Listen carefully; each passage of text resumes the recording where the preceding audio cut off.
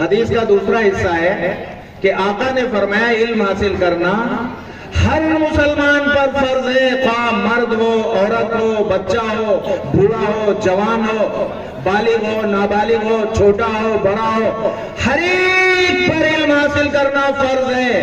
یہ آقا نے دوسری بات فرمائی۔ یہ بات اتنی بڑی ہے، میں نے جیسے آپ سے کہا کہ دنیا میں شاید کسی نے اتنی بڑی بات نہ کہی ہو جو ہمارے نبی صلی اللہ علیہ وسلم نے فرمائی کہ علم حاصل کرنا ہر ایک پر فرض، چھوٹے بڑے بچے بوڑھے سب پر ضروری ہے۔ اس کے لیے میں ایک مثال دیتا ہوں آپ کو۔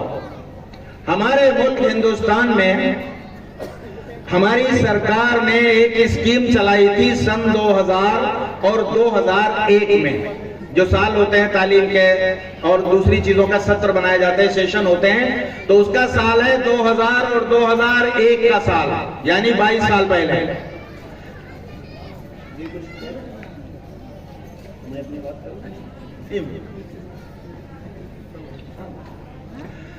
تو اگر یہ 2000 میں 2001 میں سرکار نے ایک اسکیم بنائی جس کا نام ہے سرو شکشا ابھیان، یعنی سب کو شکشا پہنچے، کوئی ان پڑھ نہ رہے، کوئی جاہل نہ رہے، اس کی تحریک یہ ہمارے ملک میں چلائی جا رہی ہے سن 2000 سے۔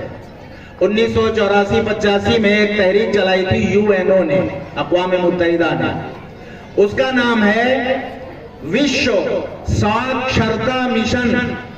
پورے وشو کو، پوری دنیا کو، پورے جہان کو ساکشر بنانے کا مشن۔ کوئی نرکشر نہ رہے، کوئی ان پڑھ نہ رہے، کوئی انگوٹھا ٹیک نہ رہ جائے، کوئی جاہل نہ رہ جائے، اس کی تحریک۔ میں یہاں وشو ساکشرتا مشن میں کیا ہو رہا ہے اور ہمارے ملک کی تحریک کیا کر رہی ہے اس پر گفتگو نہیں کرنا چاہ رہا ہوں۔ آپ کو یہ بتانا چاہتا ہوں کہ دنیا جب تعلیم کے میدان میں اتنے آگے نکل گئی کہ انسان نے علم کے سہارے چاند پر قدم رکھ دیا۔ 1969 میں 1969 میں نیل آرمسٹرانگ نے چاند پر قدم رکھا تھا، پہلا انسان چاند تک پہنچ گیا تھا۔ علم کے بھروسے پر، علم کی طاقت پر انسان نے چاند پر قدم رکھ دیا، اور آج کی دنیا میں انسان نے علم کے سہارے سورج کو اپنی مٹھی میں گرفتار کر لیا ہے۔ چھوٹی چھوٹی دیہاتوں میں، گاؤں میں سولر کی لائٹیں سورج سے کیچ کی جاتی ہیں اور رات بھر لائٹیں جلائی جا رہی ہیں۔ ہم نے سورج کو علم کے سہارے اپنی مٹھی میں کیچ کیا اور چاند پر اپنے قدم رکھ دیے علم کے سہارے۔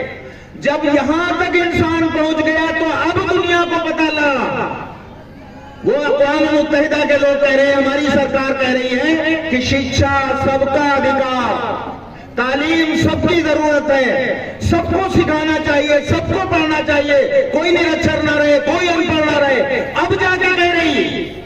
لیکن ہمارے آقا و مولا سید الانبیاء حضرت محمد مصطفیٰ صلی اللہ علیہ وآلہ وسلم نے 1400 سال پہلے یہ اعلان کر دیا تھا، علم حاصل کرنا ہر ایک پر فرض ہے، چھوٹے پر، بڑے پر، بچے پر، بوڑھے پر، جوان پر، مرد پر، عورت پر، ہر ایک پر علم حاصل کرنا فرض ہے۔ یہ کتنی بڑی بات کہی تھی، آپ جوڑ سکتے ہیں کتنا بڑا پیغام ہے جو اس میں دیا گیا ہے۔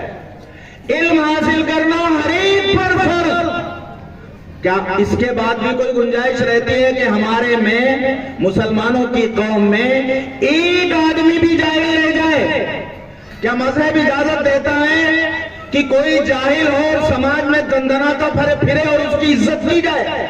کیا گنجائش رہ جاتی ہے کہ کوئی آدمی اپنے جاہل ہو اور اپنے کو مجرم نہ سمجھے؟ گنجائش ہی نہیں اسلام میں۔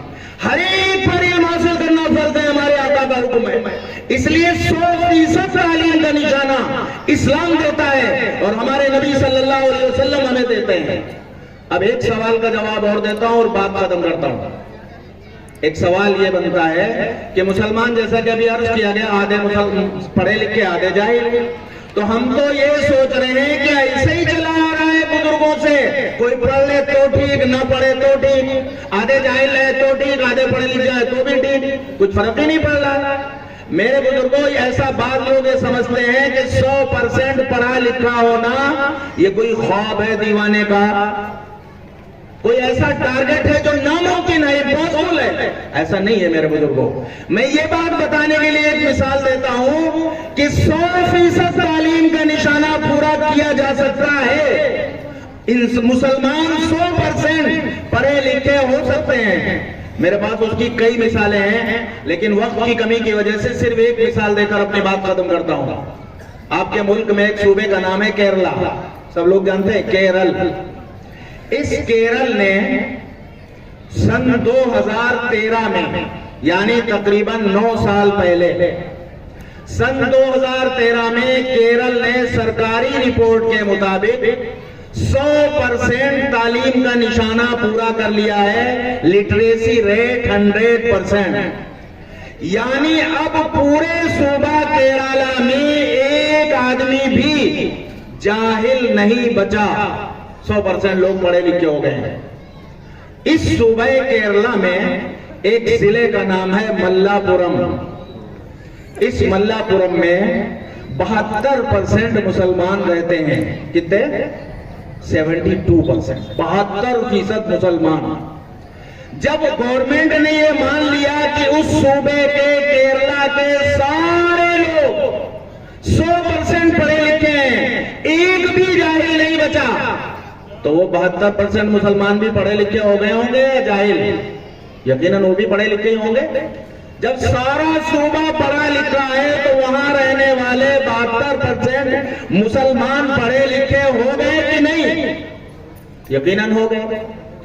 جب یہ سارے مسلمان پڑھے لکھے ہو گئے تو آپ سے، ہم سے، کھتولی والوں سے، سٹیڑی والوں سے، پلت والوں سے، آس پاس کے سارے ملک کے مسلمانوں سے یہ مطالبہ ہے، یہ پیغام ہے سمجھنے کا کہ اگر کیرلا کے ایک ضلع کے ملا پورم کے 72% مسلمان آج کے دن، آج کی تاریخ میں 100% تعلیم یافتہ ہو سکتے ہیں تو سٹیڑی کے مسلمان کیوں نہیں ہو سکتے؟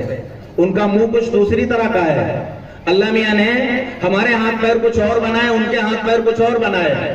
وہ کچھ اور کھاتے پیتے ہیں، ہم کچھ اور کھاتے پیتے ہیں۔ ان کی ہوا فضا کچھ اور ہے، ہماری کچھ اور ہے۔